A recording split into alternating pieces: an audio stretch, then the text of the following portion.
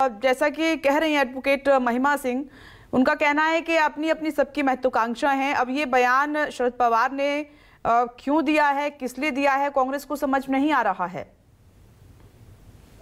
नहीं, मैं सोचता हूँ कि इस मामले में कोई बहुत समझने की जरूरत नहीं है, क्योंकि आदरणीय शरद पवार जी लगातार जनता के संपर्क में रहते हैं। वो बहुत पिछले एक लंबे समय से ये बात सामने आने लगी थी और उसको निश्चित रूप से भारतीय साथ जनता के बीच में रखा कि संसद के संचालन में सबसे बड़ी बाधा विपक्ष है। और अब पब्लिक भी ये बात पूछने लगी थी कि भाई आप संसद को क्यों नहीं चलने दे रहे।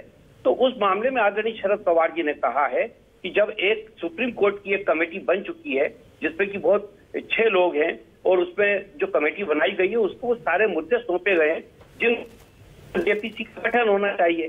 तो उन्होंने उस बात को स्पष्ट किया है और ये भी उन्होंने कहा है कि जेपीसी की जो मांग है उसका अनुभव उनको पुराना है। वो कोको कोला, जैसे कि अभी राजीव जी ने भी बताया कि इसके पहले वो जेपीसी के चेयरमैन रह चुके हैं, उन्हें मालूम है कि किस प्रकार से सरकार का उसमें दबाव रहता है। जबकि सुप्रीम कोर्ट ने जो कमेटी बनाई है उस पर किसी प्रकार का कोई दबाव नहीं है। और दूसरी बात यह है कि एक बार अगर सुप्रीम कोर्ट की कमेटी की राय से संसद के लोग अगर सहमत नहीं होंगे तब भी उनको ये अधिकार होगा कि वो इस मांग को फिर से रखें अपने संसद में।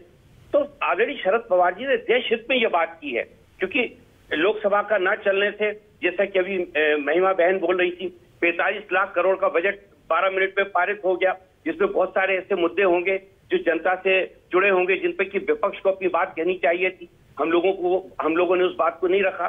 तो इस बात को लेकर पवार साहब चिंतित है। नहीं तो पूरा विपक्ष जब इस मुद्दे पर एक साथ है, जैसे कि महिमा जी कह रही हैं कि 19 दल साथ हैं, तो शरद पवार की राहें क्यों अलग नजर आ रही हैं?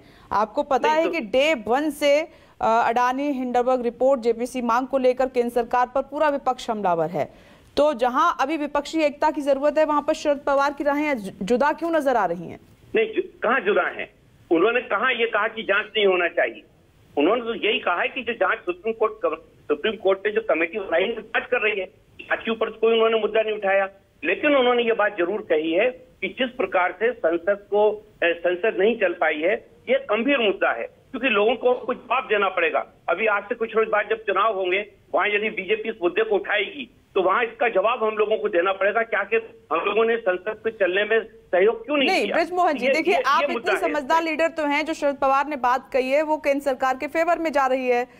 उन्होंने अडानी ग्रुप की भी तारीफ की है, तो विपक्ष से अलग है ये बात और लाइन ना। बिल्कुल, हम लोग महिमा जी कुछ कहना चाह रही है इसी बात पर, मैं सुन लूं फिर आप मेरी बात कह दूं। 1 मिनट रुकिए महिमा जी, सुन लेते हैं, ब्रजमोहन जी को सुन लेते हैं।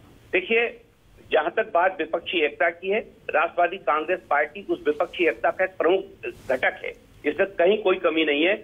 हम लोग जो जिस प्रकार से देश के अंदर संवैधानिक संस्थाएं और संविधान का जो माहौल उड़ाया जा रहा है भारतीय जनता पार्टी के द्वारा, हम लोग उसके खिलाफ आवाज लगातार उठाते रहे। और अभी जितने भी प्रदर्शन हुए, जहां भी विपक्षी मुद्दा आया, तो राष्ट्रवादी कांग्रेस पार्टी ने बढ़ चढ़कर हिस्सा लिया है। अभी आज से 1 हफ्ते पहले आदरणीय शरद पवार जी के घर पे एक बैठक हुई थी, जिसपे पूरे राजनीतिक दलों को लेकर इकट्ठे हुए थे, ईवीएम को लेकर। हम उस मुद्दे पे भी हमें ठीक है, इस पर छोटा सा रिएक्शन चाहूंगी महिमा।